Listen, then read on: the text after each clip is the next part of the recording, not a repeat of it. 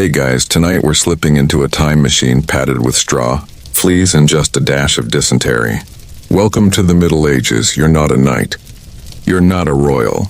You're a regular person trying to make it through a regular day, and honestly, you probably won't survive. It's early morning.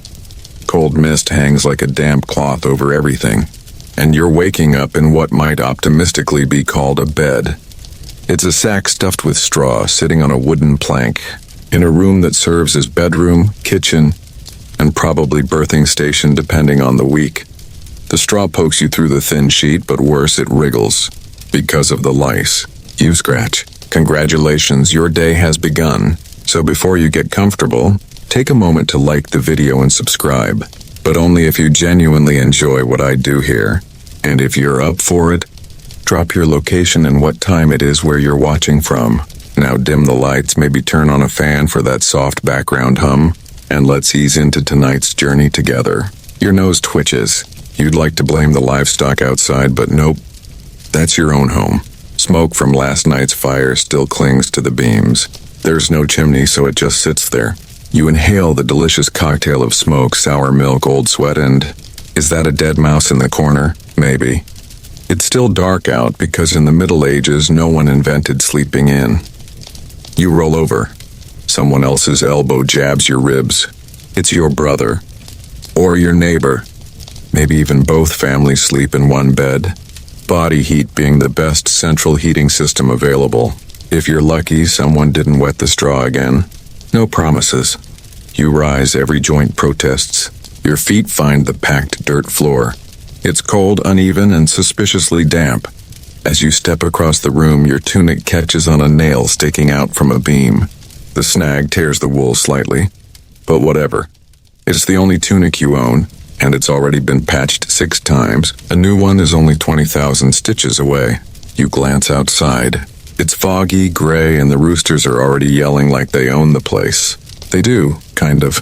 Animals are crucial here. You've got chickens underfoot. A goat that once tried to eat your sleeve. And possibly a pig who knows your scent better than your own mother. Speaking of pigs, you hope yours doesn't wander into the Lord's estate again. Last time, there were threats of flogging, directed at you, not the pig. The concept of morning routine is very different in this century. There's no brushing teeth. Your teeth are doing their own thing anyway, probably loosening, and no mirror to check your hair, which now resembles damp hay with a grudge. You might splash a bit of water on your face from the bucket in the corner. If someone didn't already knock it over in the dark, you wipe your face on your sleeve. That'll do. You reach for your belt. It's leather, stiff, and inherited from an uncle who died from something that might have been a cold or might have been demons. Historians still argue whether most deaths were caused by actual illness or the medieval tendency to assume bad humors needed draining. Either way, your uncle's gone, and his belt holds up your itchy woolen tunic with the enthusiasm of a disgruntled ferret. Outside, the village stirs. You hear coughs, clattering pails, and the sharp thwack of a woman smacking a rug. That's dirtier now than when she started. Someone shouts about bread. Someone else groans about the tax collector. The baker's boy already has soot on his face and 0 dreams left in his eyes. And it's not even breakfast yet. Here's a fun mainstream historical fact to chew on. About 90% of medieval people lived in rural villages. Cities existed, but they were crowded, filthy, and only slightly more thrilling if you enjoyed the risk of plague with your beer. Villages, though, those were the backbone of society. Yours is small, muddy, and wrapped around the local church like an awkward hug. You shuffle outside. Mud sticks to your feet. You squint toward the sunrise, but the clouds aren't giving up today. Somewhere bells toll an actual bell, hand-forged and cracked, because accurate timekeeping is wishful thinking. The bell just means wake up and work in general. No matter what your internal clock says, you start toward the animal pens. You almost slip on something that used to be alive. You sigh. Welcome to morning chores.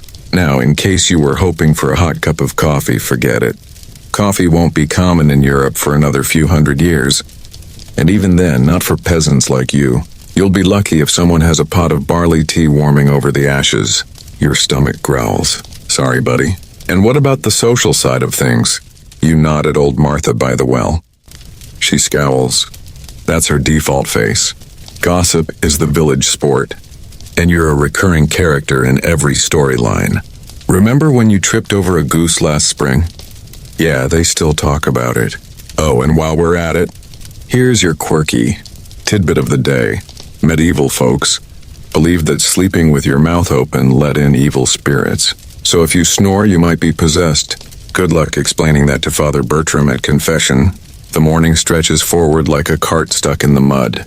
You've got chickens to feed, slop to carry, tools to sharpen, and hay to turn. And you'd better move fast. If the local reeve catches you idling, there's a fine, or worse, public scolding. And in a village of 80 people, everyone remembers. Still, as your hands turn raw and your knees ache from crouching to milk, a goat who does not respect your boundaries. A quiet thought creeps in. You've survived another morning in the Middle Ages. Barely.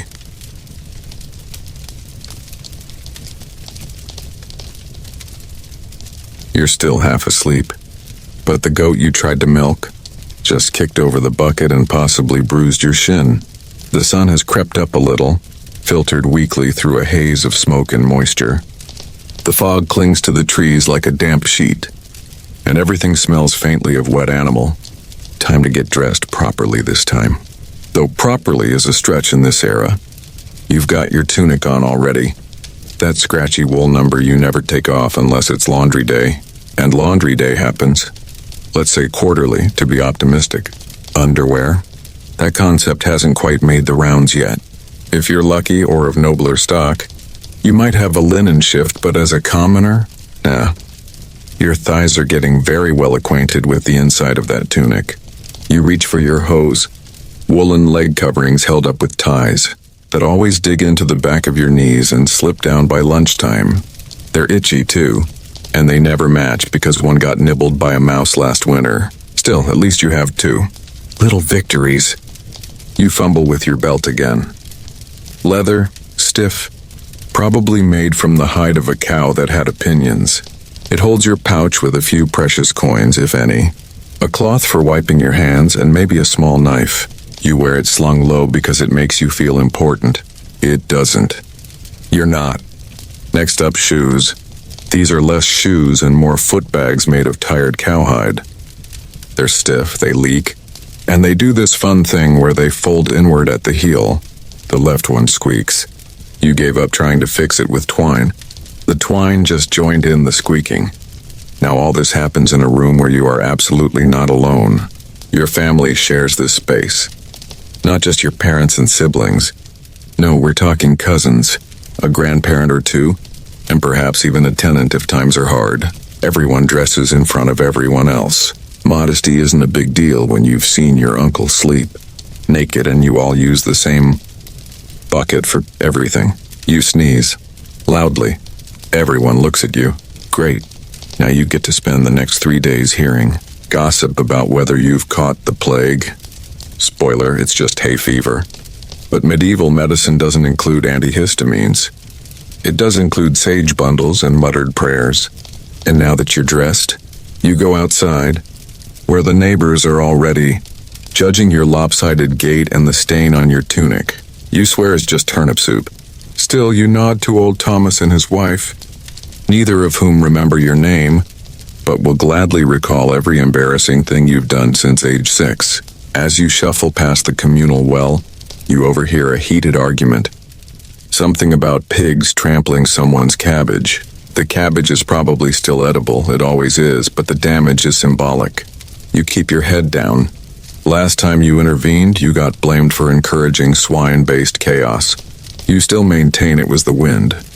A mainstream historical fact for you. In many parts of medieval Europe, sumptuary laws dictated what people could wear based on class. That means even if you could afford nice clothes, which, let's be real, you weren't allowed to wear them unless you had the title to back it up. So when you see someone strolling around in fur-trimmed sleeves, you know 2 things: they have status, and they probably haven't worked a day in their life. On your way to the fields or whatever backbreaking task awaits, you spot the reeve again, 2 days later, That's the guy responsible for collecting taxes and making sure you're working hard enough. Think of him as your local unpaid manager who really enjoys passive-aggressively inspecting your posture. He's wearing shoes that look newer than yours. You try not to resent him, you fail. As you walk, your tunic rides up, your hose slips down, and your belt shifts just enough to dig into your ribs. The breeze makes its way under your garments and reminds you of all the places you'd forgotten you could be cold. It's spring. But spring in the Middle Ages isn't about blooming flowers and pastel colors. It's mud, lingering frost, and soggy hems. Here's a quirky tidbit you didn't ask for but now must live with. In some areas, married women wore linen caps to signal their status, which means your mom's headgear is basically her Facebook relationship status, only more binding and less fun. And don't even try to wear one if you're unmarried. The village will know. Oh, they'll know. You make it past the church. It's not just for Sunday sermons. It's also where the town crier announces royal decrees, where sinners confess, and where the occasional drunk gets chained up for public scolding. You once saw someone tied to a post there for swearing during a snowstorm. The villagers applauded. It was a slow week. Now here's an interesting scholarly wrinkle. Historians still argue whether medieval peasants were truly miserable by their own standards, or if they accepted hardship as part of life and found joy in small things, like a successful crop, a warm fire, or not being arrested for witchcraft. Perspective, right? As you near the fields, a small child with a smear of porridge on his cheek runs past you, barefoot holding a stick. He's pretending it's a sword. You smile. Then you remember he also peed on your shoes once. The smile fades. There's laughter somewhere. Someone's telling a story, probably about a fox that stole eggs or a neighbor who fell into a ditch. Village humor is 20% animal antics and 80% slapstick injury. You'd add something to the joke, but your voice is hoarse from yesterday's hay dust. You spot a few of your fellow villagers carrying baskets. One has a chicken tucked under her arm like a handbag. Another drags a pile of kindling tied with twine. Everyone's busy. No one's happy, but no one really expects to be. You just keep going. You pause for a moment. The morning chill has given way to a sort of clammy warmth. Your back is already damp and not in the refreshing way. You wipe your forehead with your sleeve, making a mental note to rinse it later. You won't. And that, my friend, is how you get dressed and make it through your very public, very itchy, very judgmental morning in the Middle Ages.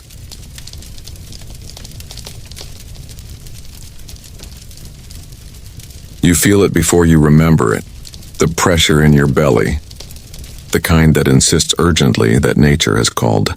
And in the Middle Ages, nature is not subtle. There's no flushing, no scented sprays, no quiet little rooms with seashell decor.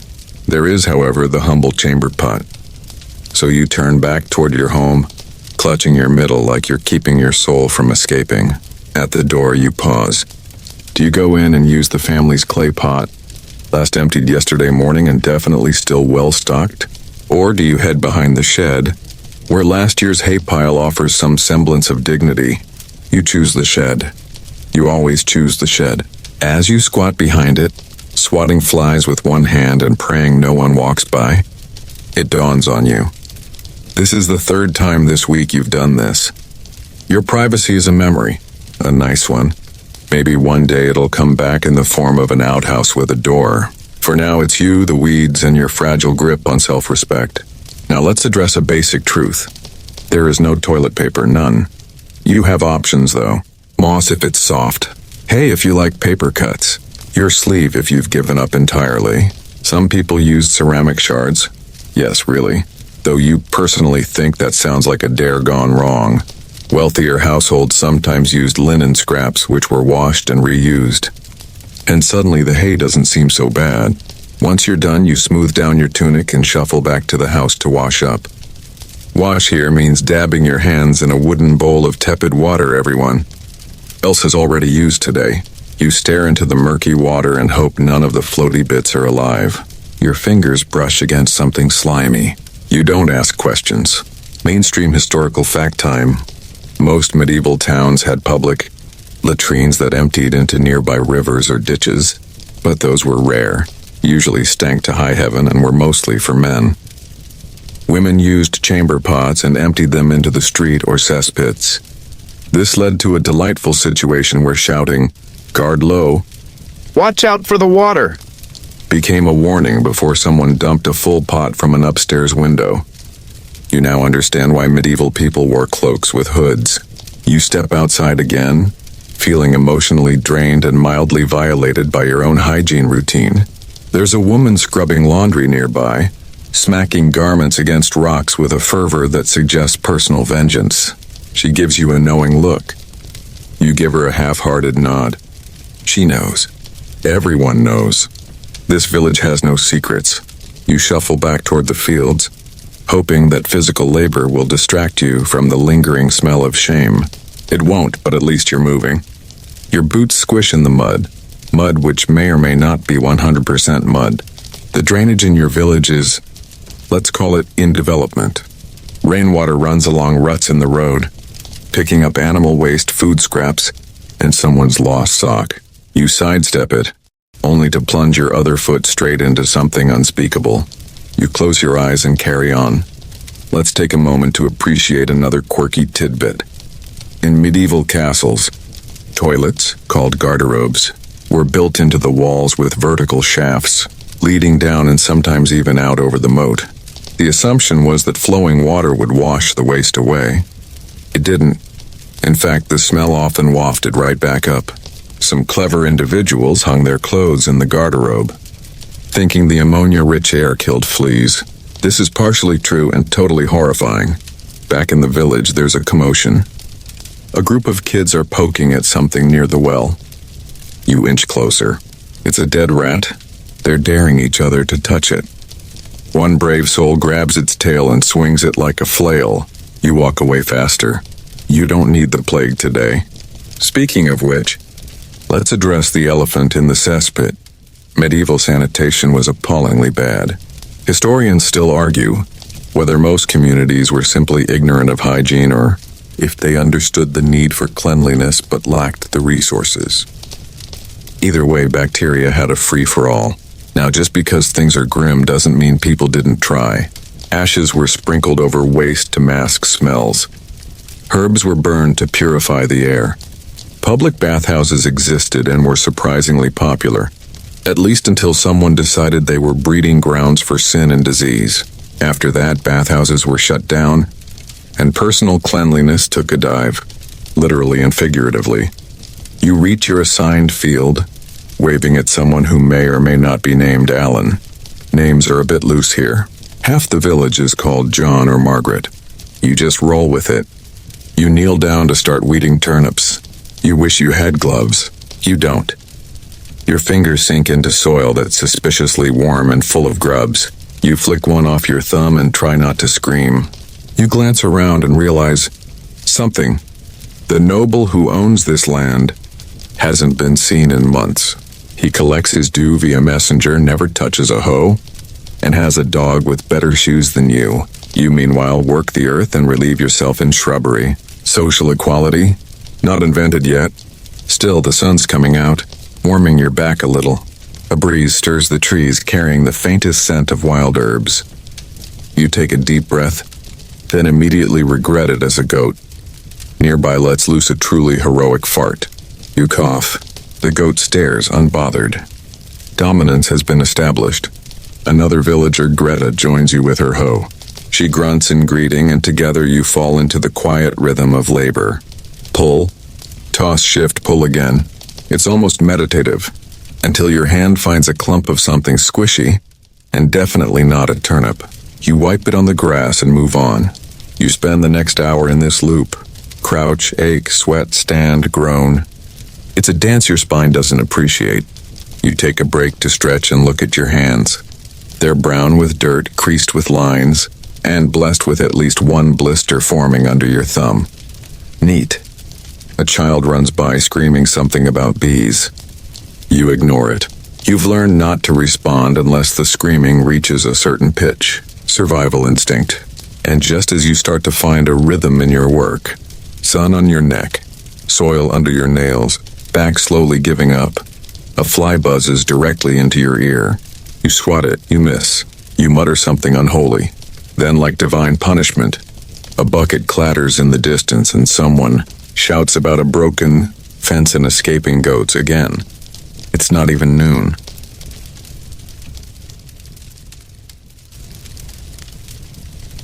Noon creeps in like a tired donkey, slow, wheezing, and a little rude. Your back hurts, your hands are caked in soil, and your tunic clings to you like wet seaweed. Congratulations. You've made it to the medieval version of breakfast, which is in fairness probably your only real meal until dusk, or until someone dies and there's a funeral feast. But let's not get too optimistic. You plod back to your dwelling, your feet dragging with that special exhaustion, reserved for people who've been awake since dawn and have already argued with both a goat and gravity. Inside, your mother or whoever runs the hearth today has prepared the family meal. A single pot sits bubbling over the fire. You peer inside. It's gray. That's the only adjective that applies, just gray. A few barley grains float near the top. Something green clings to the side of the pot, like it gave up halfway through trying to be a vegetable. And you think, though you cannot confirm, that one of the lumps might have been a bean. This is gruel. Not oatmeal, not porridge, on gruel. The thin cousin of all things edible. You grab a wooden bowl and ladle yourself a generous portion of this culinary masterpiece. No seasoning. Salt is expensive, and spices are dreams whispered across oceans. Even pepper would be a luxury here. You sit on a stool, bowl in lap, and dig in. It's warm, which is honestly the nicest thing you can say about it. Warm and wettish. Let's drop a mainstream historical fact into your bowl of bleakness. For most of the Middle Ages, the diet of peasants consisted almost entirely of grains and legumes. Bread, pottage, and gruel made up the holy trinity of please don't let me starve. Meat was rare, vegetables seasonal, and fruit if you could get it, was often dried or wormy. The average calorie count was surprisingly high, but the nutrition, not so much. You try not to slurp loudly. Everyone's eating in silence, broken only by the occasional cough or the slosh of someone stirring their bowl in hope of finding something good. A chunk of turnip floats to the surface like a miracle. It's claimed instantly. Over in the corner, someone sneezes directly into their bowl. No one reacts. You continue eating. Here's a fringe fact to brighten your day. In some households, people believed that blowing on hot food invited demons into your body. So you sip slowly. You also mentally apologize to your past self for every time you ever said cafeteria food was gross. The fire crackles weakly. It's fueled by dried peat, which smells vaguely of ancient mud and bad choices. Still, it's heat. You're not picky. As you eat, you overhear your cousin grumbling about bread. Seems the last batch didn't rise, and now the whole loaf looks like a collapsed ceiling tile. Someone else mutters that maybe the flour was cursed. That's the third curse this month. You begin to suspect cursed might just mean oops. Let's talk bread for a second. If you're lucky enough to have it today, it's dark, heavy, and gritty, because the local millstones shed tiny fragments of stone into the flour. Yes, really. Eating medieval bread slowly ground your teeth down over time. Dental care? None. Toothpaste, chewed herbs, toothbrush, a twig. Honestly, your molars are doomed. As you chew thoughtfully on your gray stew and rock crumb bread, you think about dinner. And you stop, because that's too far away to imagine. Also, it might be the same thing again, only colder. A knock at the door interrupts your culinary musings. It's not a cheerful knock. It's the kind of knock that implies responsibility. A neighbor stands there holding a bucket and a frown. The mill's backed up, she says. They're blaming the rats again. You nod as if this is news. It isn't. The rats have been blamed for everything from grain theft to the weather. You're pretty sure one of them ran for Reeve once. You step out again, wiping your mouth with your sleeve. That's as close to a napkin as you're going to get. The breeze has picked up slightly. It doesn't refresh you. It just reminds you that your tunic has a hole in a very unfortunate place. You shift awkwardly and keep walking. On your way to check the fence line again, you spot a group of children throwing stones at a bush. You don't ask why.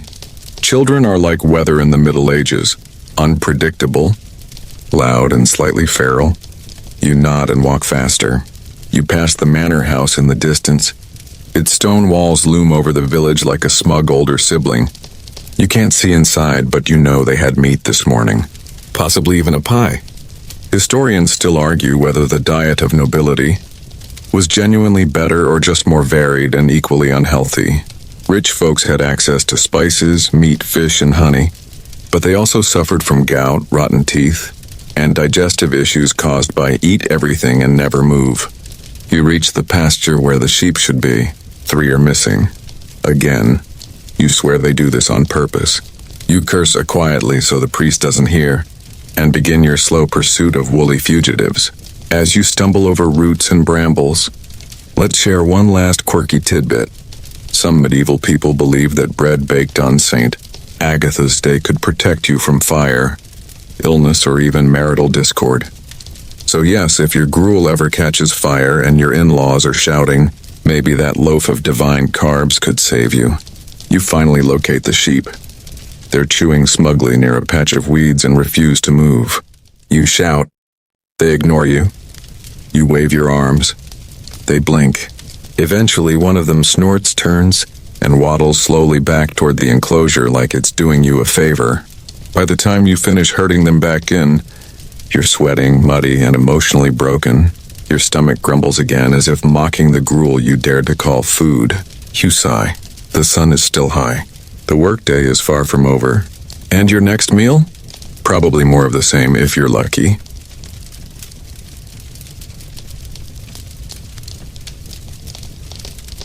You barely have time to grumble about your fleeting midday meal before someone shouts your name from the field's edge. It's your cousin or maybe your uncle. It's hard to say with so many people in the village sharing the same 5 names. Either way, they're waving at you like the barn's on fire. Time to haul timber, they yell.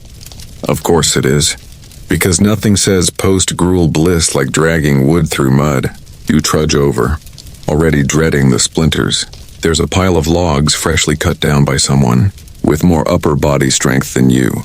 Your job now is to move them. All of them. You glance up at the sun, hoping it'll take pity and set early. No luck. It hangs in the sky, smug and unwavering. You bend down, wrap your arms around a log, and lift. Your spine screams. Your knees file for separation. The log is wet, heavy, and smells like mildew and regret. You stagger forward, each step a battle between momentum and gravity. The village dog watches, unimpressed. Now here's a mainstream historical reality check. The average medieval workday lasted from sunrise to sunset. That's roughly 12 to 14 hours of labor, depending on the season. Breaks were rare and often discouraged unless you were dying, or faking it convincingly. Some religious holidays gave peasants time off, but those were few and spread out, and even then someone still had to feed the chickens. You drop the first log by the barn. 1 down, 16 to go. You pause to wipe your brow, but your sleeve is already soaked, so you wipe it on your other sleeve. Equally damp. You give up and embrace the sensation of being permanently moist. As you bend for the next log, a neighbor strolls past and mutters, "It's going to rain." You look up. The sky is clear, but in the Middle Ages, weather predictions are less about science and more about folk wisdom. If someone's knee hurts, it's a storm. If a rooster crows oddly, it's hail. If the bread goes flat, blame the moon. The work continues. You haul timber. You stack firewood. You patch a fence someone's goat chewed through. You help move a boulder that, for reasons never explained, has been declared in the way. All of this is done by hand. There are no carts, no pulleys, just raw muscle and communal suffering. You wonder briefly what it would be like to sit, not just perch on a rock, but sit in a chair with a back and a cushion. But that's a dream for nobility or people in paintings. Your posterior has known only splinters. Your neighbor Thomas ambles over to help with the logs. He smells like onions and old ale. He grunts once as greeting and twice as complaint. You both lift a particularly hefty piece together. Midway, he lets go to scratch his ear. You nearly collapse. He chuckles. You don't. Let's take a break with a quirky tidbit. Medieval apprentices, young boys training in trades like blacksmithing or carpentry, often lived with their masters and worked brutal hours for years without pay. Their reward? Mastery eventually, and possibly inheriting tools. Assuming they didn't lose a finger first. You spot the village priest walking down the path in full robes. He's not working, obviously. He's going house to house, offering blessings and definitely not judging the cleanliness of your doorstep. You make a mental note to sprinkle fresh ash by the threshold later. Priests love ash. Very biblical. You return to hauling, and hauling returns the favor by murdering your shoulder muscles. A crow caws above you. It sounds like laughter. You glare upward and whisper something petty. You break for water, ladling it from a barrel near the well. The water is warm, metallic, and has a faint flavor you can't place. Is it algae? A bug? Hope? You don't care. You drink deeply and splash some on your face. A passing child shrieks, "Don't waste it!" You pretend not to hear. Historians still argue whether medieval peasants were universally miserable, or if some enjoyed a sense of rhythm and community in their daily toil. Maybe it's both. Right now, your version of community is two men arguing over the correct way to sharpen a hoe while stepping directly on your foot. Someone mentions that the Lord's Reeve will be by this evening to inspect the barn repairs. You sigh. That means cleaning up, straightening the fence posts, and pretending like the pig hasn't escaped 3 times this week. It also means no dinner until the inspection is done. Nothing motivates quality control like hunger. Another hour passes. You stop feeling time. Only weight, only wood. Only the ache that moves from your lower back to your teeth somehow. Is that possible? It feels possible. You're called to help hoist the last log onto the roof. The ladder is rickety. You climb anyway. From the top you see the village. Smoke curling from hearths. Geese squabbling in the mud. Children poking something that may or may not be moving. The horizon stretches green and gold, dappled with distant trees. It's oddly beautiful in a scratchy, sore sort of way. And then the ladder shifts. You freeze, you pray. You promise not to curse again if the ladder behaves. It holds, you survive, barely. Back on the ground. You're met with mild applause from Thomas and a loud fart from the cow in the next pen. You accept both. You finally drop the last log into place. Your arms tremble. Your legs consider mutiny. You stagger to a bench and collapse. It's not comfortable, but it's horizontal, and at this point, that's luxury. As you sit, let's leave you with this. Medieval people worked constantly, slept little, and ate just enough to survive. But they also told stories, shared fires, and watched the stars without ever knowing what they were. You may not survive this lifestyle, but for them, it was life. Every splinter, every sore muscle, every bowl of terrible stew. It was just another day. And yours isn't over yet.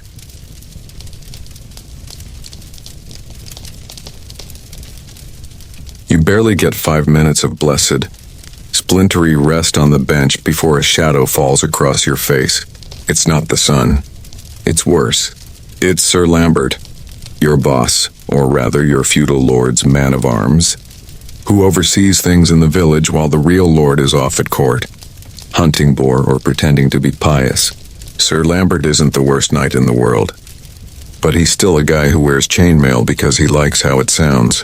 And he's got that look on his face, the one that says, "I've decided someone's about to have a bad day, and you're standing closest." "Fence still crooked," he says. You blink at him. You fixed that fence. You and 2 other people spent 3 hours fixing it. You even wedged a wedge under the other wedge. "It's the best it's been since Michaelmas," you offer, which is both true and means absolutely nothing.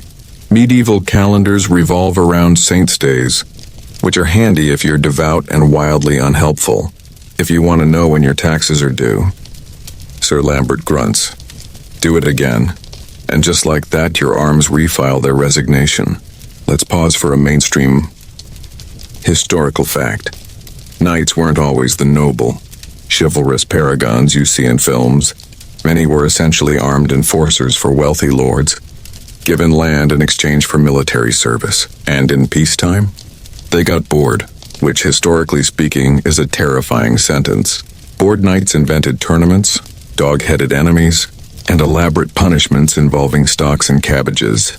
Sir Lambert strolls off toward the blacksmith's shed, presumably to complain about iron not being iron-y enough. You return to the fence and begin straightening the post with all the grace of a man who's emotionally broken and has straw in his shoe. Nearby, a few younger villagers are stacking firewood. One of them is humming. You wonder if it's a coping mechanism or if they've simply snapped. You think back to a few years ago when a traveling bard came through the village and sang about a gallant knight rescuing a maiden from a tower. Everyone clapped. Sir Lambert clapped too, then asked if anyone knew where there were towers around here, just in case. You haven't trusted singing since. You hammer a peg into place with a rock, because tools are communal, and someone else took the hammer hours ago. The rock doesn't cooperate. It bounces off the wood and clips your thumb. You suppress a scream by biting your lip so hard your ancestors feel it. Here's a fun fringe tidbit for the day. Some knights believed that rubbing goose fat on their weapons made them faster in battle. There's no science to support this, obviously, but nothing says deadly warrior like greased steel. It's also just gross. You finally manage to straighten the offending fence post again. You step back. It's not great, but it's vertical. Ish.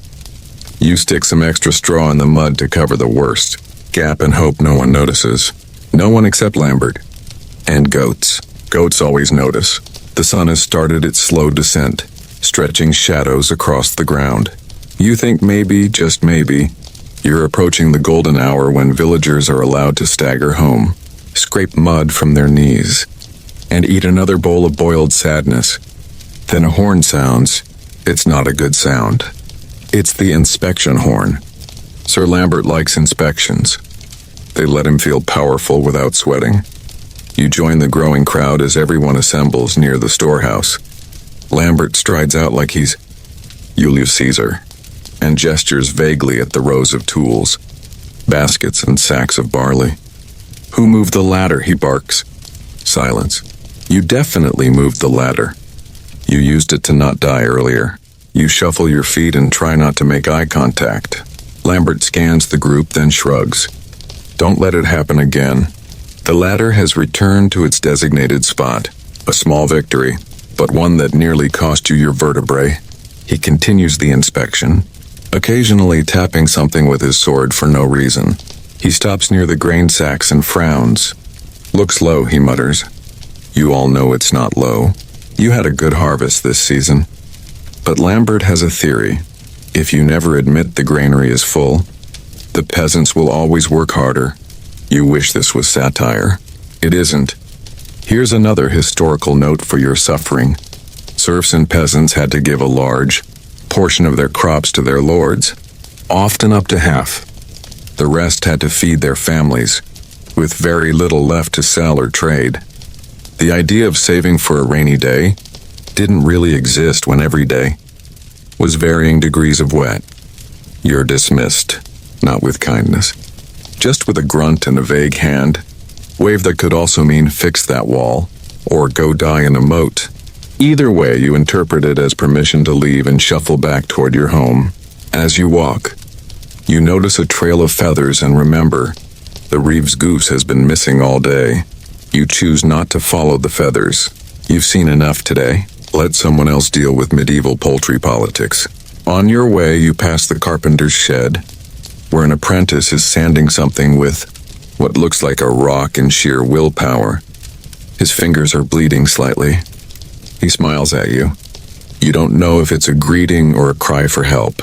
You arrive home just in time to see your little brother arguing with your aunt about where the pig is supposed to sleep. The pig, incidentally, is already asleep. On your bed, you consider moving it. Then you remember the pig bites. You sit down on the stool and exhale so deeply your ribcage audibly thanks you. You stare at the fire and think about nothing, absolutely nothing. It's glorious. And then your cousin walks in holding a bucket. Can you help with the well? Of course you can.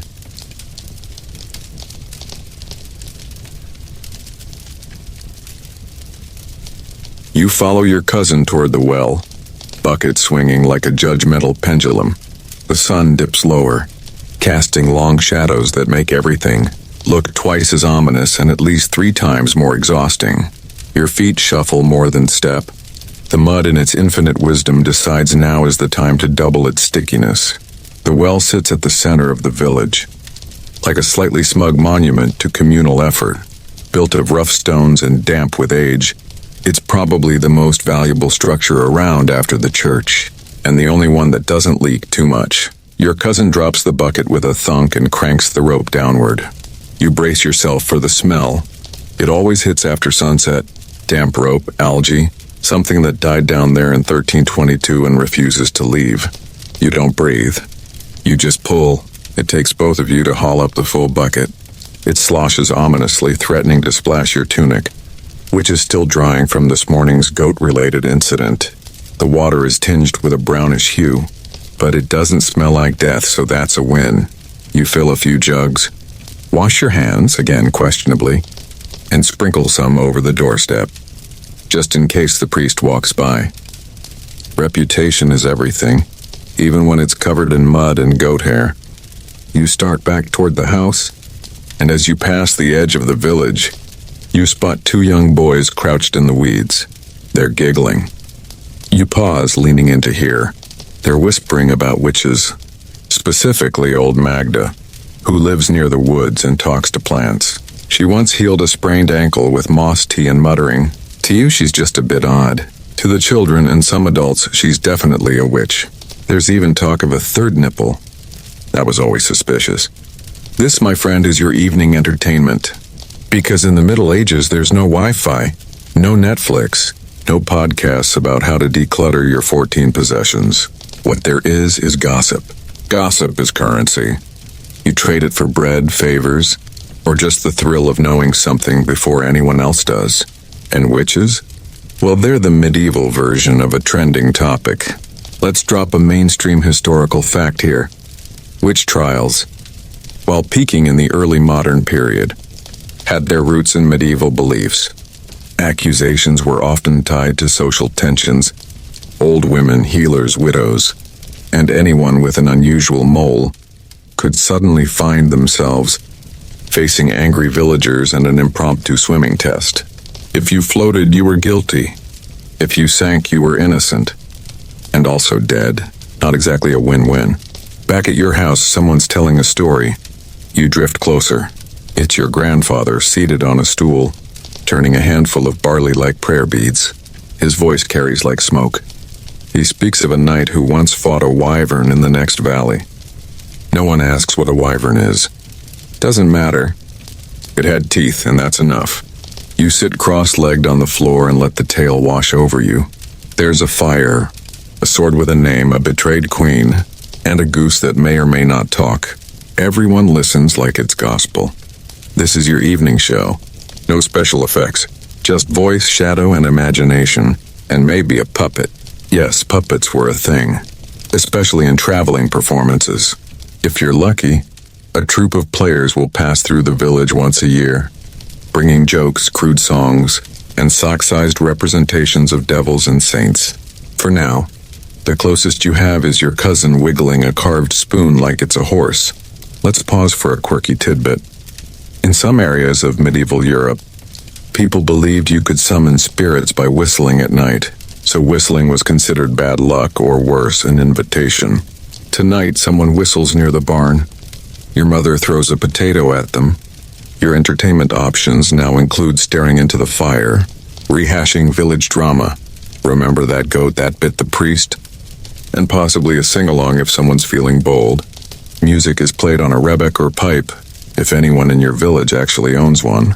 More often it's just humming. Humming and clapping and someone banging 2 spoons together like it's percussion. You hum a little too, despite yourself. The tune is old, probably older than anyone in the room. It swells gently, filling the space between itchy cloaks and shared warmth. Outside, the wind picks up. The thatch above your head rustles. You pull your tunic tighter and wonder, for a brief moment, what life is like in a city. With stone houses, glass windows, real candles, not rushlights. Historians still argue whether rural life in the Middle Ages was oppressive or oddly content. You suppose it depends. If you don't know what you're missing, does it still count as deprivation? Your younger sister suddenly shrieks with laughter. She's pointing at a mouse that darted across the floor, wearing what appears to be a tiny shred of fabric. Someone jokes that it's the mouse's Sunday best. The room laughs. You laugh too, partly because it's funny, partly because you're too tired to cry. The fire pops. Embers rise like tiny spirits spiraling into the smoke hole. You stare after them. It's mesmerizing the way fire dances.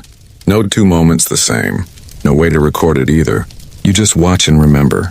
In the corner, someone's trying to teach a cat to sit. The cat ignores them with the professionalism of its species. It does, however, sit on your bowl of leftover stew. You sigh and let it happen. And that's the thing. Entertainment in the Middle Ages is what you make of it. A story, a song, a squeaky goat, a whispered rumor. You find joy where you can. Because you have to. You lean your head against the wall. It's cool and smells of smoke.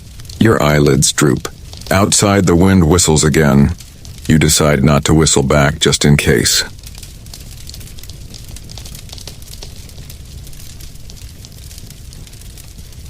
Your eyes flutter open. Not because you wanted them to. Because someone just stepped on your foot.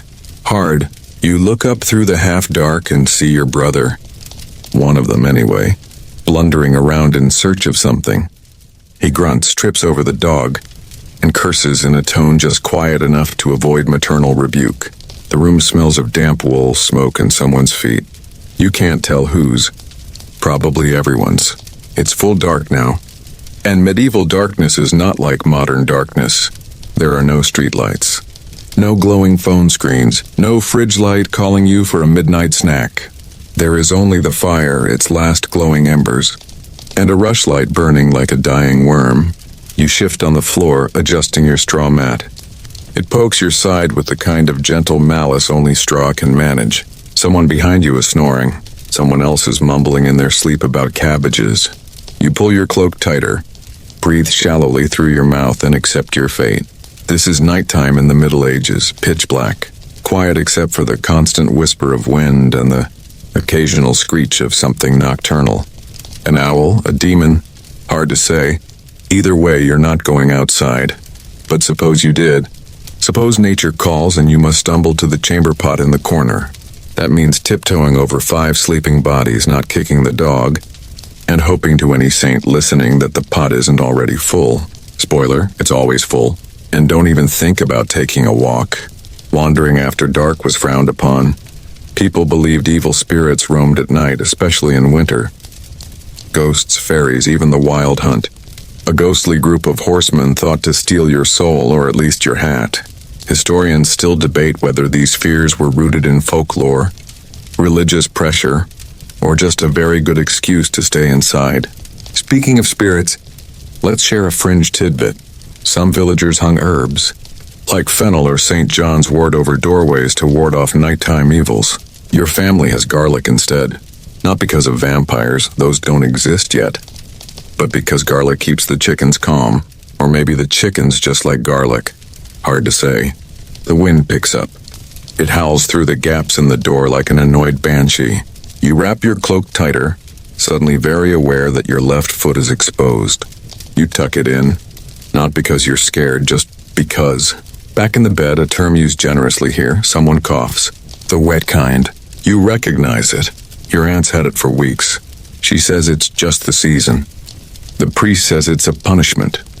You think it's probably from breathing the same smoke and livestock air for 30 years. You try to sleep. You really do. But the wood creaks. Someone shifts. The dog growls in its dreams. And you lie there in the dark, wondering if the stars are still out. You can't see them. The thatch roof blocks everything. And if you stuck your head out, you might get a face full of owl. Let's break the tension with a historical fact. Many medieval homes had no glass windows. Instead, they used oiled cloth or wooden shutters. Some wealthier households had horn windows, thin slices of polished animal horn that let in light but not much else. Your home, Just a gap in the wall with a board. It rattles now in the wind, giving you a rhythmic reminder of your structural vulnerability. A sudden clang startles you. Just the pot lid falling. Still your heart jumps. Because in a world without alarms or night lights, every sound is either a friend or a thief. And yes, thieves are real. Locks aren't common for peasants. If you want to protect something, you hide it. Or sleep on it. You once knew a man who buried his best spoon under the chicken coop. The chicken found it. Now the chicken owns the spoon. You pull your cloak up over your ears and try to tune out the sounds of shared breathing. Distant wind and your own thoughts. But it's hard. Because the dark isn't just absence of light. It's presence of everything else. Your fears, your aches, your curiosity about how it all turned out. You wonder if someday people will laugh at how you lived, or admire it, or forget it completely. And that's the strange beauty of the Middle Ages. For all the hardship, it's a world built on survival and stories. You are part of it. Even now, lying stiffly on straw, listening to the village sigh around you. A dog barks once, then again. Everyone sits up. Because that's not normal. A bark at night means something's moving out there. Could be a fox. Could be a stranger. Could be, saints preserve us, a tax collector arriving early. Someone grabs a torch stub. Another mutters a prayer. You stay frozen, pretending to be asleep. If it's something bad, you'll find out when everyone screams. If it's not, you'll still have your dignity. The door creaks.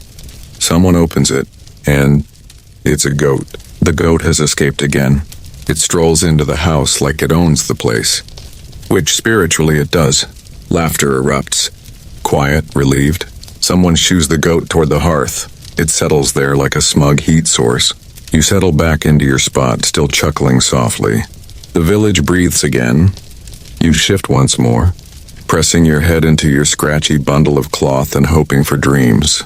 Not of wyverns, just bread. Warm, fluffy, fresh bread. And maybe a chair. A real chair with a cushion.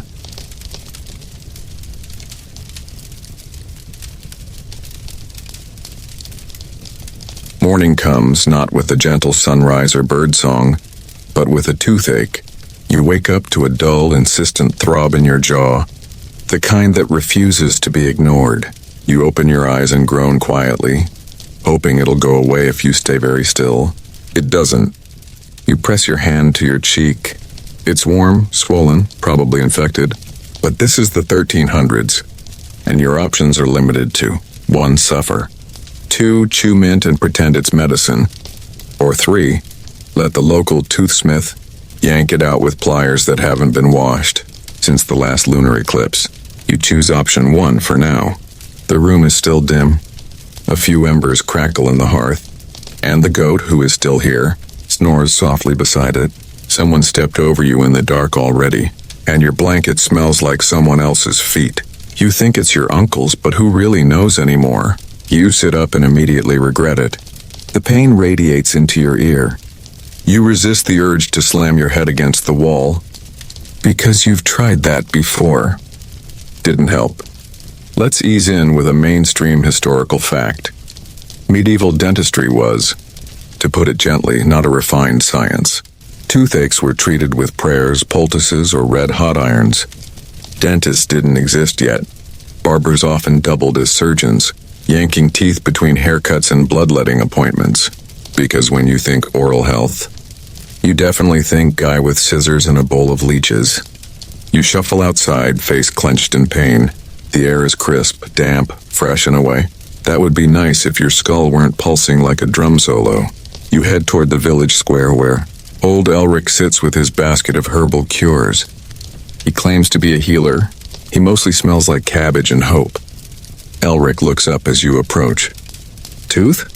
He asks. You nod. He gestures for you to sit. He pokes your jaw with one finger. You yelp. He nods sagely and pulls out a clove. Not a modern clove capsule, just a crusty, shriveled thing that looks like it died during the Crusades. He presses it to your gum and tells you to bite down. You do. It burns slightly. The pain shifts, not gone but distracted. You thank him. Give him your last usable button as payment and stumble away. That button held your tunic together. Small sacrifices. You pass by a few neighbors on the way back. Most don't greet you. One raises an eyebrow at your puffed cheek. You mumble something about holy swelling and move on. Here's your quirky tidbit of the day. In some medieval households, people believed that worms lived inside teeth and caused the pain. They'd try to smoke them out with burning herbs or magical chants. You briefly consider this as the clove slides from your gum. Maybe worms wouldn't be the worst explanation. Back at home, someone is baking bread. Not the fluffy kind. The kind that doubles as building material. It smells good, but you know better. That crust is a known threat. Still, you're hungry. You break off a piece and nibble carefully, favoring the non-haunted side of your mouth. The taste is plain but familiar. Coarse flour, a bit of ash, maybe a blessing if you're lucky. You chew slowly, quietly negotiating with your molar, and then crunch. You freeze. Was that a rock, a seed, or your own tooth? You sit very still, tongue cautiously exploring the debris. It's just a bit of grit from the grinding stone. Probably you swallow anyway. You've come too far to quit now. Historians still argue whether medieval people had better teeth due to a lack of sugar, or worse teeth due to gritty bread and no brushing. Some skulls show surprisingly intact molars, others not so much.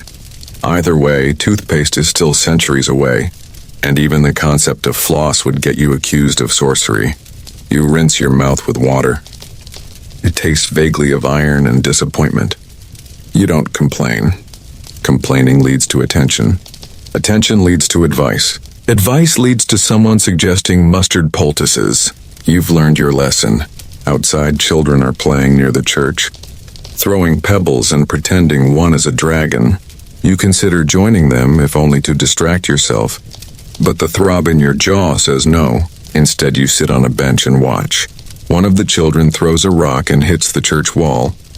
He's immediately scolded by a passing friar, who mutters something about divine punishment and eternal consequences. The child nods solemnly, then throws another pebble when the friar's back is turned. Even with your face swelling like a spring melon, you smirk. Some things never change. A neighbor walks by, chewing something and looking too cheerful for your liking. You ask what it is. Honeycomb, she says. You hate her a little. Honey is precious. It's the medieval sweetener. The only thing that makes porridge bearable. You get it maybe once a season. If the bees cooperate and no one knocks over the hive again. Your cousin did that last year. He still won't go near flowers. Here's another fun fact. Wealthier people tried to clean their teeth with mixtures of salt, sage, or even crushed bones. Peasants, mostly just rinsed with water. Some chewed twigs or rubbed their teeth with cloth. You're doing none of that today.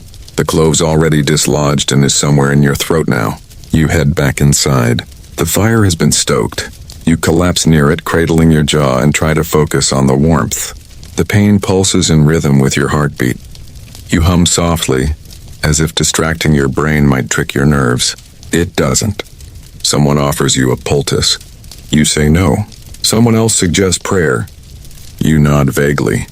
You lie back, staring at the thatch ceiling, and wonder how people survived anything in this time.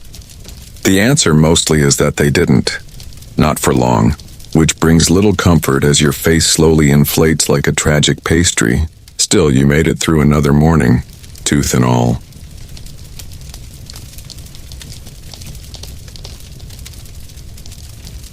It's late afternoon now and the light is starting to fade. You've survived the timber hauling, the fence fixing, the impromptu goat incident, and a dental crisis that would make a molar cry. All of this and you haven't even reached the high point of the day, dinner. You shuffle home, jaw still aching, hopeful for a meal that might offer at least some comfort. Maybe a root vegetable that isn't shriveled. Maybe soup that doesn't taste like moss and melancholy. Maybe, just maybe, meat. You step inside. The air is warm from the fire and thick with turnips. Of course. A pot simmers over the hearth. You lean in. There's a film of something fatty on top, promising. You spot a sliver of what might be a bone. Not a meaty bone, mind you, just bone. But even that suggests flavor, and in your world, flavor is as rare as free time. Your mother ladles out dinner into wooden bowls. You take yours carefully, trying to chew on the right side of your mouth. You swallow your first bite and pause. Was that a lentil? Could it be?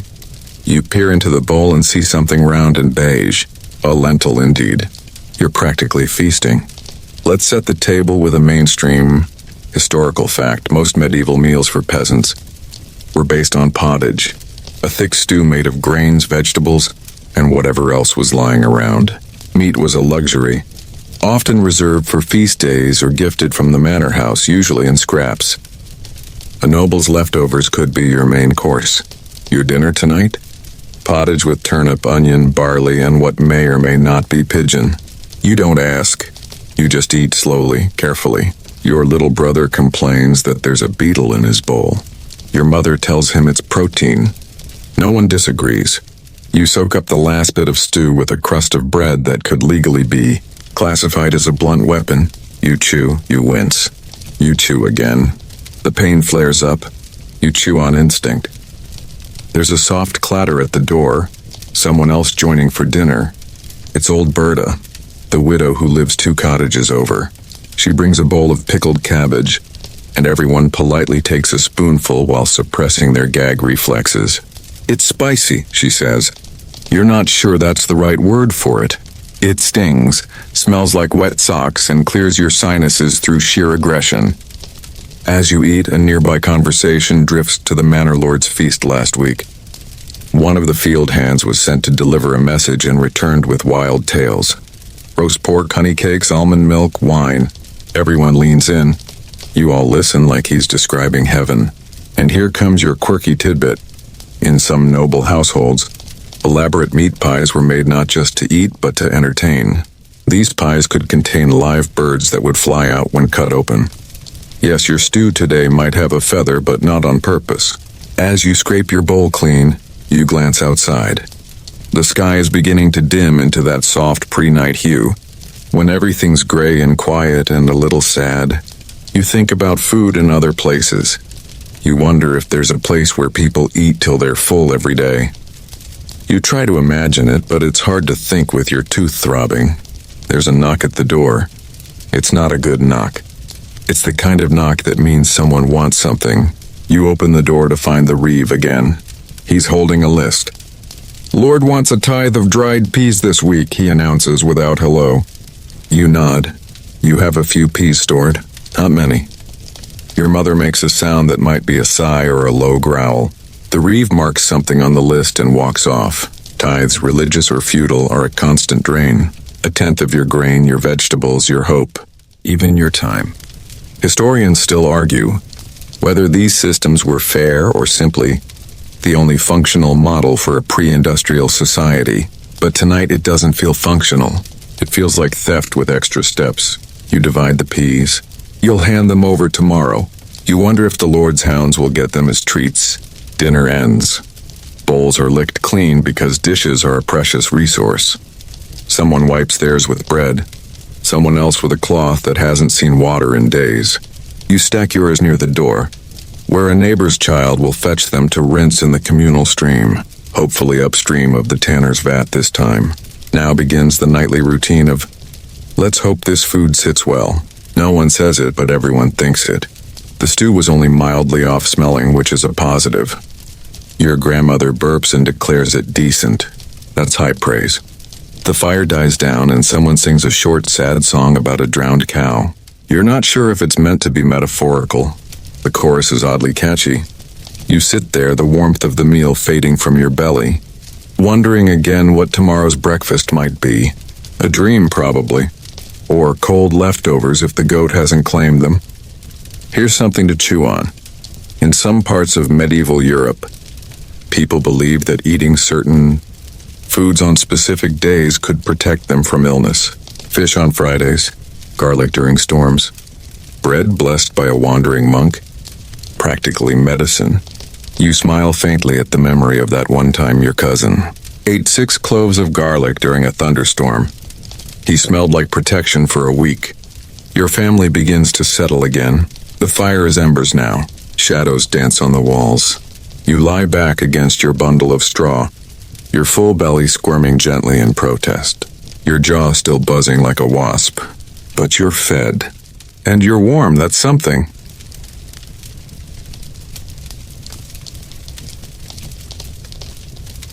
Night has fully claimed the village now, wrapping everything in thick, humming quiet.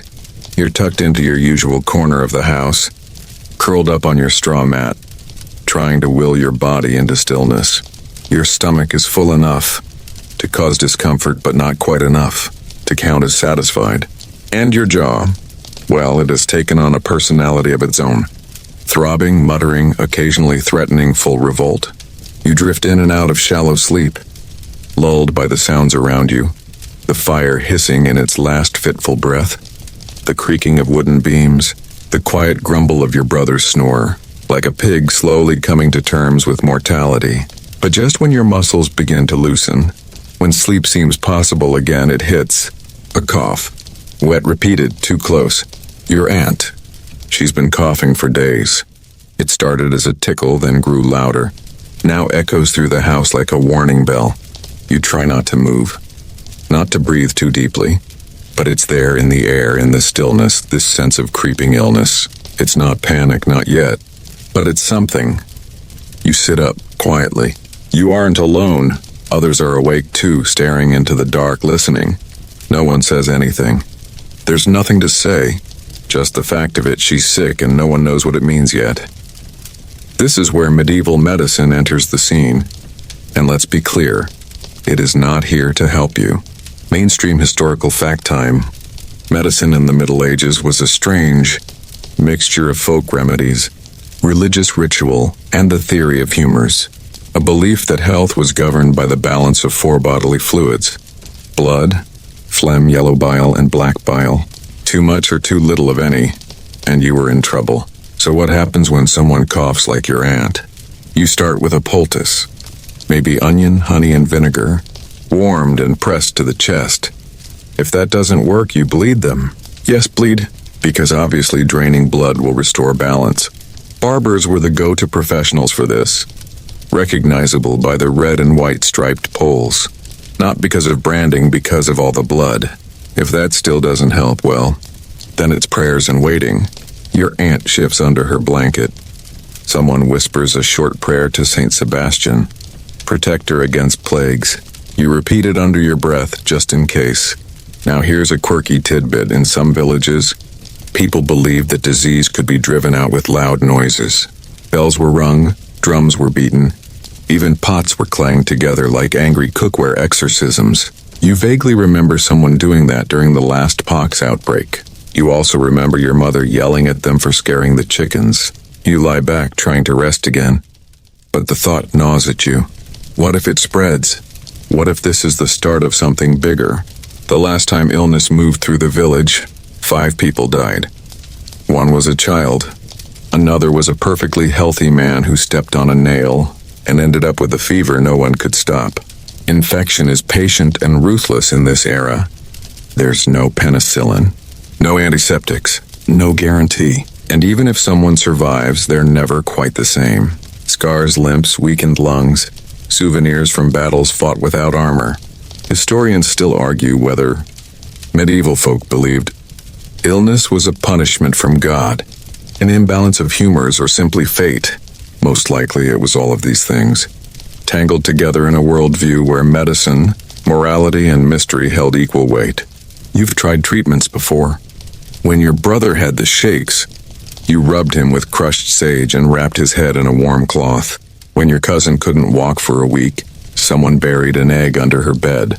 Did it help? No idea. But she got better. Eventually. Outside, a dog barks once. Then twice. You tense. Because sometimes illness isn't the only threat in the night. You think about the last traveler who passed through, muttering about sickness in a nearby village, about how a priest refused to give last rites because he feared getting too close, about how one man's cough became 2, then 4, then silence. You get up. Slowly, quietly, you cross the room to the herb shelf. It's not a shelf, really. Just a plank with bundles of dried plants dangling like defeated puppets. You select a sprig of thyme and a twist of dried chamomile. You crush them together with your fingers and inhale. It smells sharp, bitter, comforting. You bring the bundle to your aunt's side. She's awake now, blinking at you through watery eyes. You offer the herbs and she takes them without speaking, placing them near her mouth. Whether it helps or not is almost beside the point. It's the act that matters. Back near your spot, someone mutters about going to fetch the priest in the morning. You nod silently. It's the right thing to do, even if all he offers is oil and words. You lie back down. The fire has died. The room is cooler now. You pull your blanket tight and close your eyes. Sleep eventually returns, dragging you down like a muddy tide. But even in your dreams, there's coughing and shadows, and the distinct, inescapable truth. Don't get sick ever.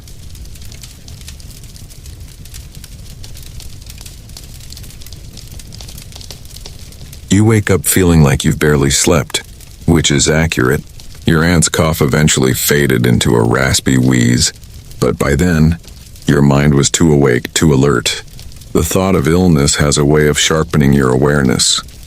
Like a knife pressed gently but firmly to your thoughts. Still morning has come, that pale gray medieval morning, soft with mist and hard with expectation, and today, like every day, begins with the church bell.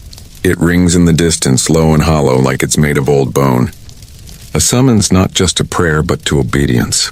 To duty, you groan, not too loudly. Someone might call it disrespectful. You sit up, stretch, and feel every joint in your back crack like a creaky door. Your jaw is still tender, but manageable now. Maybe the herbs helped. Or maybe the pain just moved somewhere else. That's how things work here. You stumble to the bucket of water and splash your face. The water is icy. Your skin shrinks from it. You're now technically clean, at least by medieval standards. As you step outside, the day greets you with gray skies and the faint smell of dung. Not from your house this time. Progress. Chickens scurry past. A neighbor waves, one hand holding a crucifix, the other dragging a reluctant child toward the church. It's Sunday, which means everything stops. Not out of relaxation, but reverence. Here's your mainstream historical fact. The medieval church wasn't just a place to pray. It was the ruling institution of everyday life. The church owned land, dictated social behavior, controlled education, and collected tithes. Missing mass could result in fines or worse, public shame. No one wanted to be that heretic from the South Field. You pull your cloak tighter and walk toward the stone chapel in the center of the village. It's small, uneven, and always cold, but it's the center of everything. Birth, marriage, death, it all funnels through here, like some spiritual customs office. Inside, the priest is already chanting. You slide into a bench. It's hard and polished from centuries of awkward sitting. Your knees hit the plank in front. You try to ignore the pain. The sermon has started. Latin words drone across the space, echoed in whispered mimicry by those around you. You don't speak Latin, almost no one does, but you know when to nod, when to murmur, when to look pious. You glance around. Everyone's here, even the sick, especially the sick. Church attendance isn't optional, it's insurance. Eternal insurance. And you need your weekly top-up. Here's a fun, quirky tidbit. Some medieval congregants used to bring their animals to church to be blessed. Goats, pigs, even bees. Yes, bees. They were holy creatures supposedly blessed by St. Ambrose. You once saw a man bring in a sheep with a ribbon tied around its neck. It bayed during communion. No one flinched. Back to the service. The priest's voice rises with passion. He talks about sin, about judgment, about the soul's peril. You've heard it before, but something about it still sends a chill down your spine. Maybe it's the part where he stares right at you when he says, "Idleness invites the devil." You blink and look down. You were literally fixing a fence yesterday, but okay. Mid-sermon, the Reeve walks in, late as always. He wears a slightly cleaner tunic and a belt with a suspicious amount of coins jangling. He sits near the front, nodding solemnly. The priest nods back. The unspoken dance of local power. Historians still debate how much of medieval religious practice was genuine. Belief versus social obligation. In reality, it was probably both. The fear of hellfire loomed large, but so did the fear of gossip. Missing church meant someone would ask questions. Then someone would ask pointed questions. Then suddenly you were cursed or suspected of being a heretic. Or worse, a foreigner. After Mass, the real work begins. Church announcements. Father Bertram clears his throat and begins, reading names of villagers who still owe tithes. Your family is on the list. Again. You feel the heat rise in your cheeks. A few people glance your way. You stare at the floor, examining the grain of the wood like it holds the meaning of life. Then come the declarations. A wedding next month between Margaret and John. Shockingly rare names. A traveling friar arriving soon, and most ominously, a reminder that confession is not optional. If you haven't bared your soul in a while, now's the time. You leave the church feeling not so much uplifted as audited. Outside, people cluster into small groups. Some talk about the weather. Others mutter about the tax list. You catch snippets of conversation. Did you see Mary's shoes? Leather, real leather. Thomas's pig has been missing for 2 days. I think old Magda's been brewing something again. You stand near the edge, letting the sound swirl around you. You don't want to talk. Not while the weight of obligation still presses on your shoulders. Here's another detail. The church calendar rules your life. Feast days, fasting days, holy days, days of abstinence, all carefully plotted, all observed under penalty of divine guilt. Today's a feast day, which means you're allowed meat, but you don't have any. You just get the permission to imagine it. Eventually you head home. The village slowly scatters. Children race across the fields. A woman beats a rug outside her cottage like it insulted her. A boy pokes a dead frog with a stick. Life resumes. But the feeling of the church clings to you. Its words, its gaze, its expectations. You sit down by the fire and try to warm your hands. The cold has settled deep into your bones, and no sermon can fix that. You wonder what happens if someone simply stopped going, disappeared into the woods, started their own rituals. You shake the thought from your head. Too dangerous, too lonely, too much like old Magda, and you're not ready to be a story just yet.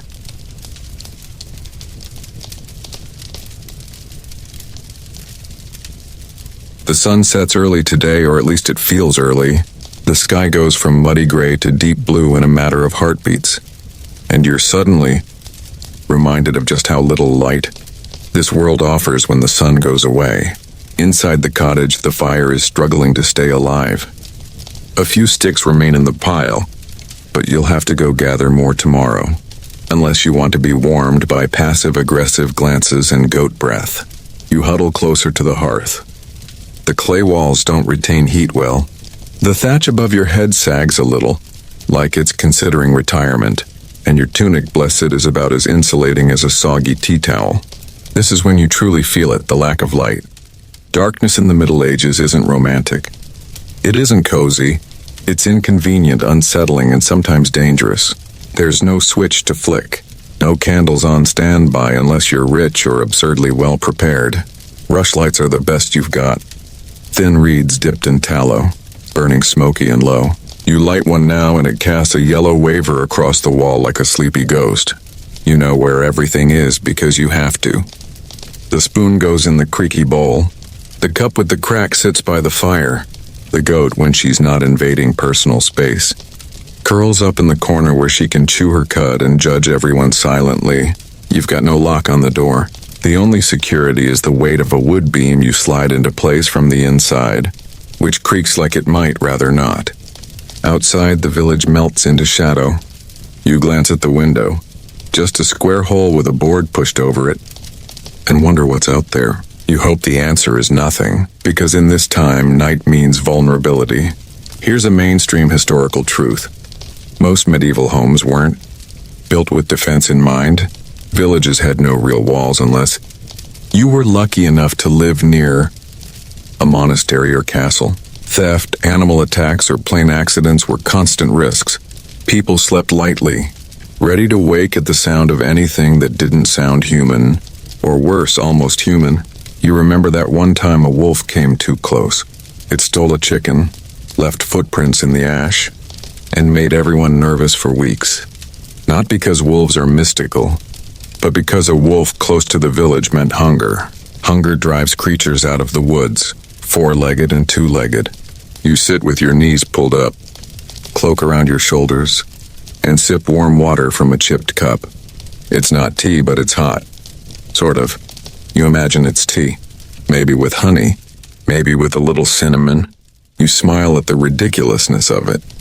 Here's a fun, quirky tidbit. In some regions, people believe that if you left a candle burning too long after dark, spirits would be attracted to the light. So many households snuffed out their flames early, preferring the dark to unwanted ghostly guests. You consider snuffing your rushlight, then remember the goat and her nighttime tendencies. Better not. Your siblings are already curled up. One is muttering in his sleep. The other is definitely chewing. You don't ask. Your bed is the same: straw, a sack, a maybe clean blanket. You settle into it and immediately feel something sharp. You extract it. A dried pea, of course. You lie down and stare at the ceiling. The rushlight flickers. The shadows shift like they're breathing. You pull your cloak tighter and let your thoughts wander. You think about the woods beyond the fields, how dark they are, how they whisper when the wind blows just right, how everyone says not to go in too far, not after dusk, especially not on holy days. You think about the time old Berta claimed she saw lights in the trees, dancing lights, maybe just fireflies, maybe not. No one questioned her. No one ever does. Historians still argue whether medieval people were truly afraid of the dark or simply cautious because of real dangers. Wild animals, highwaymen, supernatural beliefs. Likely it was all of the above. In a world lit only by fire and moonlight, night is not just time, it's territory. A dog barks in the distance. You freeze. It barks again, closer. You listen hard. You hear movement, branches perhaps. A dull thud. Then silence. You hold your breath. A full minute passes. Then two. No screams, no sounds. Just the wind. You release your breath slowly. Your mother shifts in her sleep. The goat snorts. Life resumes. You decide the dog was chasing something. A rat, a shadow, maybe even the wind itself. Still, you stay awake a little longer, just in case. You pull your blanket over your head, creating a little pocket of stale warmth and safety. You whisper a small prayer to St. Cuthbert, patron of night travelers and unofficially anxious peasants. Just in case. Eventually, sleep comes. You dream of light, not the soft glow of candles, but brilliant magical brightness, as if the stars themselves have descended into your hands. You don't understand it, but it feels kind. It feels safe. Then the cold wakes you again. It's always cold.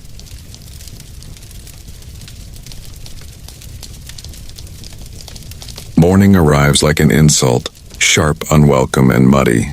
The fire has gone out. The goat is already standing, chewing something that might have once been part of your sandal.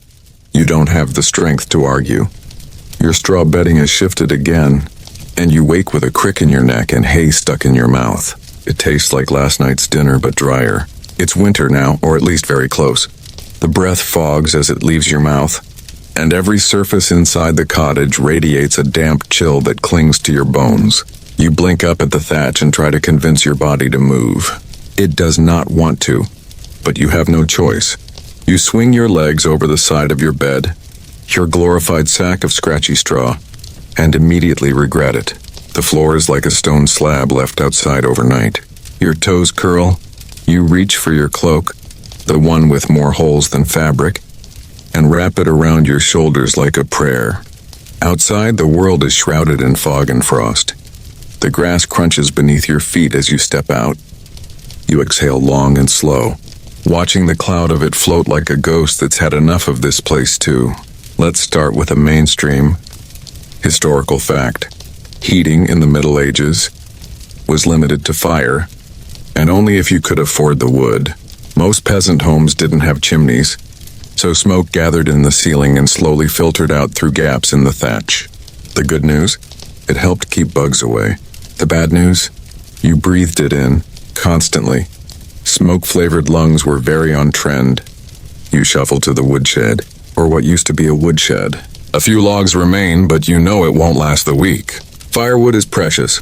It's gathered by hand, chopped with tools that have seen better decades, and stacked by children who would rather be anywhere else.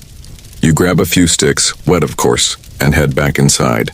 The hearth stares at you, cold and judgmental. You kneel, try to coax it back to life and blow gently. You get a bit of smoke, then a spark, then finally a weak, flickering flame that threatens to die with every gust of breath. You huddle near it like it's a blessing. Someone passes behind you, your younger brother, bundled in layers of wool and resentment. "Goat got out again," he says. Of course she did. You wrap your cloak tighter and grab a bit of stale bread from the shelf. It cracks like stone when you bite it. You suck on the corner instead, hoping your jaw still remembers how to function. Here's a quirky tidbit. In some parts of medieval Europe, people kept animals inside the house during winter for warmth. Pigs, chickens, goats. The result? Slightly warmer rooms and a 100% increase in nighttime snorting, clucking, and occasional biting. You once woke up with a chicken on your chest. You still think about that moment. After your very dry, very loud breakfast, it's time to work. Again, winter work is less about farming and more about staying alive. You have to repair fences, mend tools, chop wood, collect water from the stream, which now involves cracking a thin sheet of ice. You used to wear gloves. They tore last year and were repurposed as patches. Now your fingers are the gloves. You pass by your neighbor Thomas, who is already limping. "Slept too close to the wall," he mutters. You nod solemnly. Everyone knows that trick. The further from the wall, the warmer you stay. But there's never enough room, and someone always ends up near the frostbite zone. Historians still argue whether peasant winters were as bleak as we imagine or simply a seasonal rhythm of hibernation and hardship. There's evidence of winter festivals, storytelling, and communal meals. But there's also evidence of people freezing, starving, and burning their furniture for warmth. You keep walking. Your feet feel like bricks. Your nose is leaking. You wipe it on your sleeve again. Your mother would scold you if she saw, but she's too busy wrapping her hands in cloth to numb the chill. You spot the pig in the distance. She's rooting around the compost pile like she owns the place. You approach slowly, not because she'll run, but because she's been known to bite. She sees you, grunts, and waddles back toward the cottage like it was her idea all along. Classic pig move. You follow. Inside, the fire has strengthened. The room is a degree warmer. Everyone clings to it. There's a pot suspended over the flame, its contents unknown but bubbling. That's a good sign. You hope it's soup. You hope it's edible. You also hope the goat didn't sneeze in it. You sit beside the hearth. Your hands thaw slowly, painfully.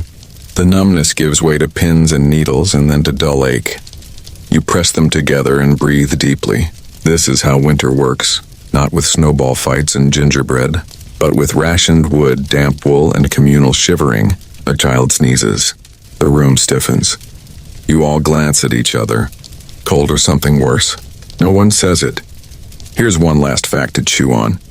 People in the Middle Ages believed in winter air as a source of disease. They would stuff cloth into their windows, burn herbs, and wear amulets to keep the bad air out. Your family once hung onions over the door. Didn't help. Still got the sniffles. Still, you survive another day. You stir the fire. Someone hums softly. The pig grunts. The goat finally sits. You lean against the wall, blanket around your shoulders, and close your eyes. Winter is here, and you're still breathing, barely.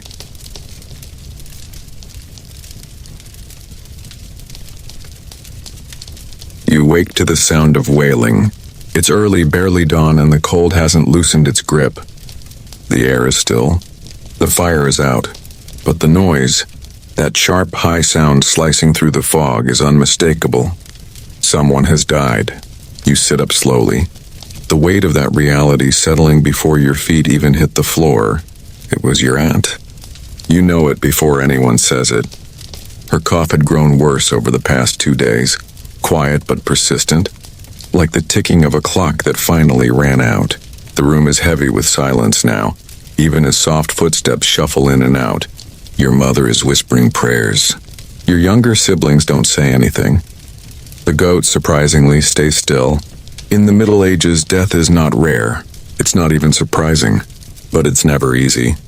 It always leaves a hollow, a breath missing from the space. And though you've seen others pass before, neighbors, distant cousins, this one is close, tangible. You move outside. The sky is low and colorless. People have already gathered, not out of morbid curiosity but necessity. Death here requires effort. The body must be washed, the shroud stitched, the burial prepared, and the church informed, always the church. You know what comes next? It's written into the rhythm of your world. Let's begin with a mainstream historical fact. The average life expectancy in the Middle Ages was around 30 to 40 years, less due to old age than infant mortality, disease, famine, and war. If you reached adulthood, your odds improved, but not by much. Survival was a quiet triumph repeated each day. As the villagers whisper condolences and gather wood for the coffin, you look around at their faces. Weathered, weary, familiar. No one cries loudly. There isn't time. Grief is a luxury in a life that demands constant labor. You help fetch water for washing the body.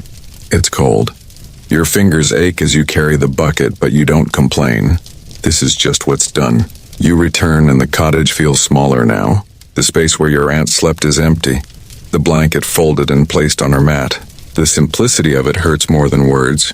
Inside, the priest arrives. He carries holy water, a book, and a calmness that somehow feels colder than the air. He recites the rite, blesses the house, murmurs Latin that you barely understand.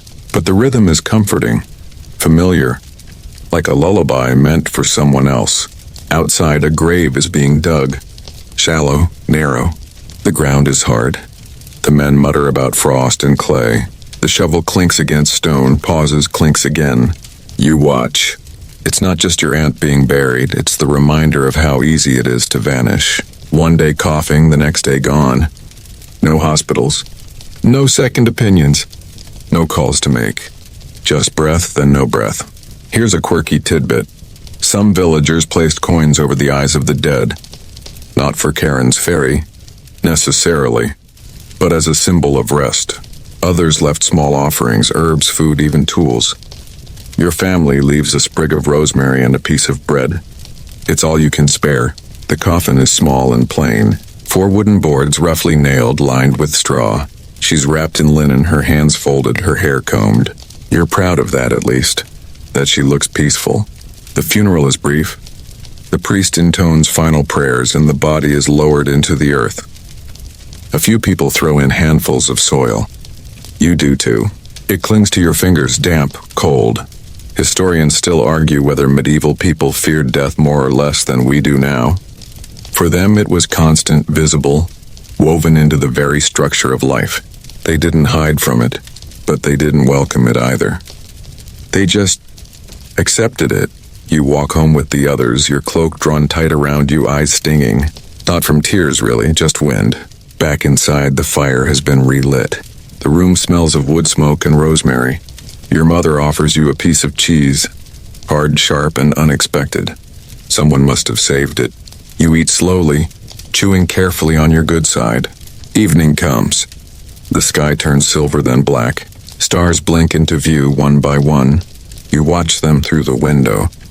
You think about your aunt, about the things she said, the stories she told, the way she used to hum while stirring soup. You think about how short this life is, how short your life may be. You're 15, maybe 16. You already feel older than that. You crawl into your straw mat, still warm from the fire. Your siblings breathe quietly nearby. The goat shifts in her sleep. A single rushlight flickers beside the hearth. You lie there staring into the glow and wonder what comes next, what your future holds. If you'll survive the next season, you close your eyes. Sleep comes, eventually. So now as we leave behind the flickering rushlight and close the creaking wooden door on your small medieval cottage, Let's take a moment to soften the edges of all that hardship. Let the cold fade. Let the wind settle into a quiet, distant whisper. The fire burns low but steady, casting its golden hush across the floor, across the sleeping forms curled into cloaks and straw. The goat, even she has stilled, her soft breath slow and warm in the corner. You've made it through one more day. Just one. And that's all anyone ever really had in the Middle Ages. One day, then another if they were lucky. Beneath the aching bones, the hungry belly, the endless work, there was something else. A resilience so quiet it never made it into the history books. A strength born from repetition, from chores, from loss, from laughter over bad stew and the unspoken comfort of shared blankets. You were there. You survived it. You wore the wool, dug the earth, tasted the turnip stew, and looked into a night so dark it might have swallowed you whole, yet didn't. And now you're back here, safe, warm, eyes heavy, breathing slower. No more chamber pots, no more goats, no more cold gruel or toothaches. Just the hush of now, the softness of now. Let your limbs grow heavy. Let the silence be your blanket. The Middle Ages are far behind you. In this moment, this breath is only yours, sweet dreams.